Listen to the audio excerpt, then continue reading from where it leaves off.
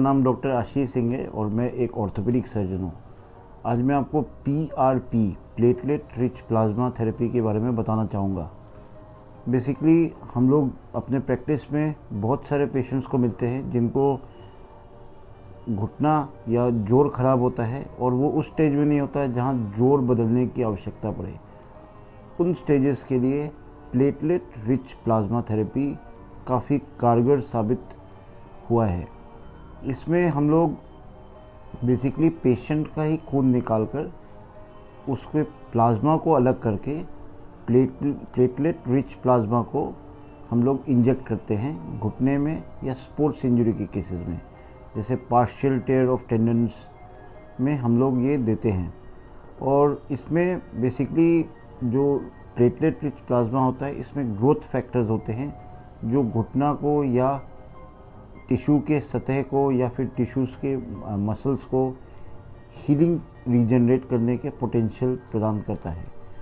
आमतौर से यह प्रोसीजर OPD बेसिस पे ही होता है, यानी एक सुई लगता है, जैसे कि आपका रक्त लिया जाता है उसी प्रकार से सुई हम लोग लेते हैं और खून को फिर एक स्पेशल मशीन पर 1500 रोटेशंस पर मिनट RPM पर हम लोग उसको सेंट्रीफ्यूज करते हैं और स्टेराइल कंडीशंस में यानी OT के कंडीशंस में घुटना में देते हैं या फिर हम लोग इसको कोई स्पोर्ट्स इंजरी में जब पार्शियल टेयर ऑफ लिगामेंट्स हो उसमें देते हैं। इससे रीजनरेटिव पोटेंशियल जनरेट होता है और रीजनरेटिव पोटेंशियल होने के कारण दर्द का भी निवारण होता है और साथ ही साथ सबसे अच्छी बात है कि यह पेशेंट का अपना खून होता है जिसको प्रोसेस किया जाता है, तो रिएक्शंस होने का चांस कम रहता है।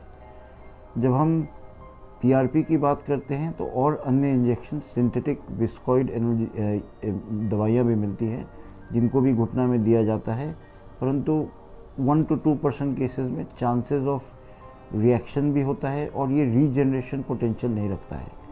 PRP और रीजनरेटिव मेडिसिन थेरेपीज़ में रीजनरेशन पोटेंशियल होने के कारण सेल्फ हीलिंग का भी संभावना रहती है।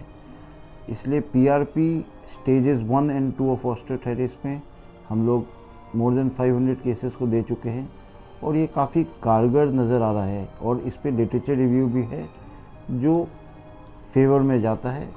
घुटना प्रत्यारोपण से अगर आप अर्ली दिखाते हैं तो बचा जा सकता है।